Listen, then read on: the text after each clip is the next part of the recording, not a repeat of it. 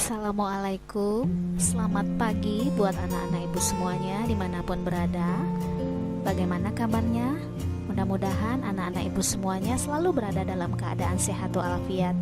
Jumpa lagi dengan Bu Guru Novi.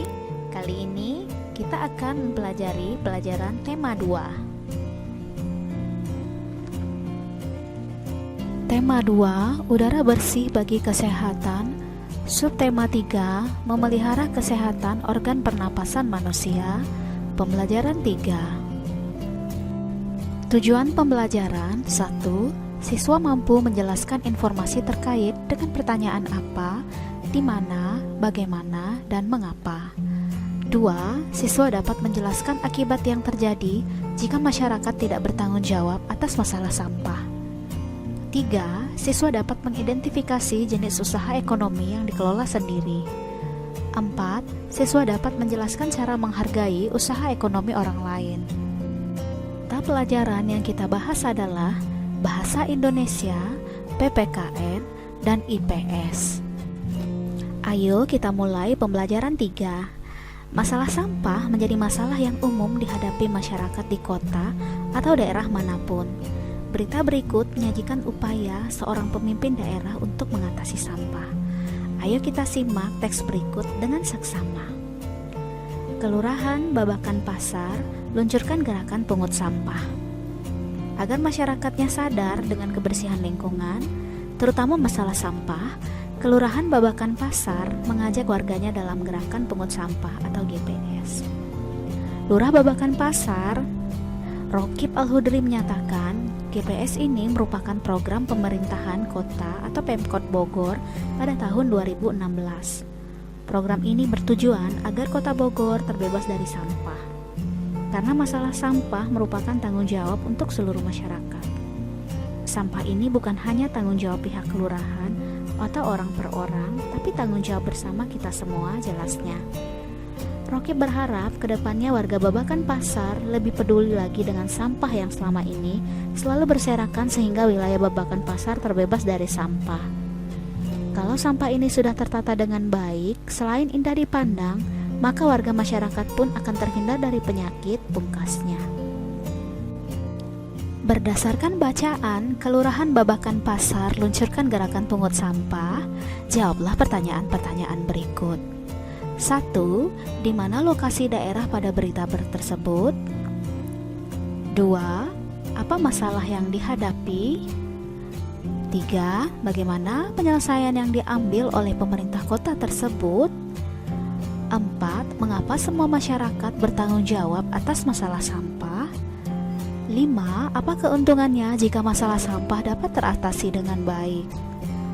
Anak-anak, apa yang terjadi jika masyarakat tidak mau bertanggung jawab atas masalah sampah? Tuliskanlah hasil pendapatmu. Sampah yang menumpuk dapat mencemari lingkungan dan mengganggu kesehatan organ pernapasan. Tahukah kamu ada orang yang kegiatan sehari-harinya adalah mengumpulkan sampah yang dapat diolah kembali? Ya, betul, kita bisa menyebutnya pemulung. Para pemulung mengumpulkan botol-botol plastik, koran bekas, majalah bekas, dan benda-benda lain yang dapat diolah lagi. Benda-benda itu disetorkan kepada orang-orang yang dapat mengolahnya menjadi benda-benda lain yang berguna. Berikut ini beberapa gambar benda dari hasil daur ulang.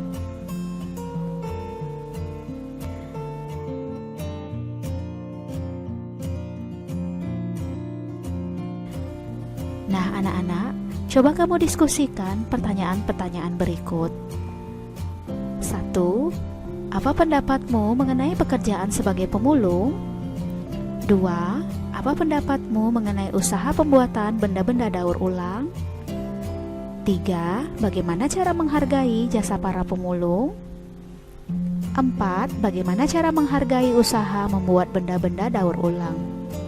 Menghargai kegiatan usaha ekonomi orang lain. Kegiatan ekonomi yang dilakukan setiap orang melibatkan orang lain. Keterlibatan orang lain dapat dilihat dari kegiatan produksi, distribusi, dan konsumsi. Pada kegiatan produksi, orang yang terlibat adalah tenaga kerja. Pemakaian tenaga kerja dimaksudkan untuk memperlancar kegiatan produksi. Tenaga kerja akan memperoleh balas jasa dari produsen berupa upah atau gaji dari produsen. Selanjutnya, barang hasil produksi akan disalurkan kepada konsumen atau masyarakat oleh distributor. Dari kegiatan penyaluran barang tersebut, distributor akan memperoleh keuntungan.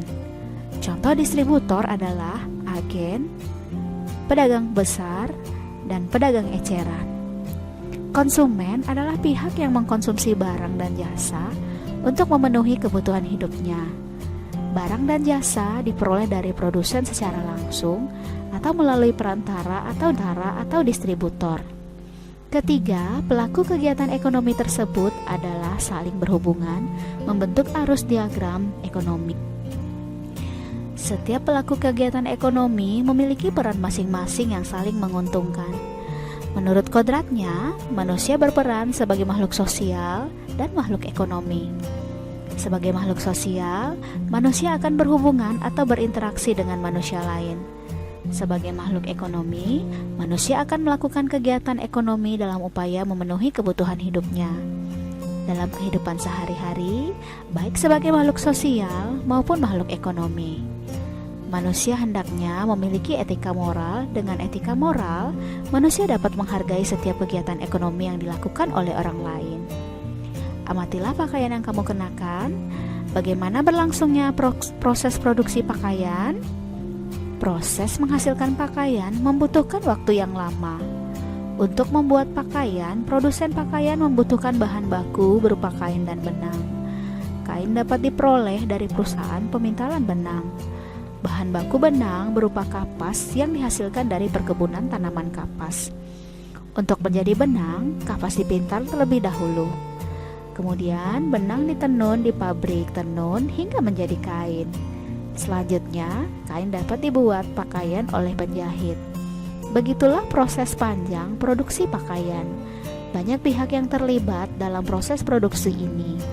Ada petani tanaman kapas, pekerja pemintalan, penenun kain, penjahit, dan pengusaha garmen. Begitu panjangnya proses produksi ini, hendaknya kita perlu menghargai kegiatan usaha ekonomi orang lain. Demikianlah video pembelajaran kali ini.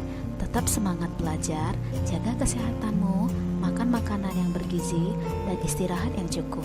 Selalu cuci tanganmu dan gunakan masker jika berpergian keluar rumah. Assalamualaikum warahmatullahi wabarakatuh.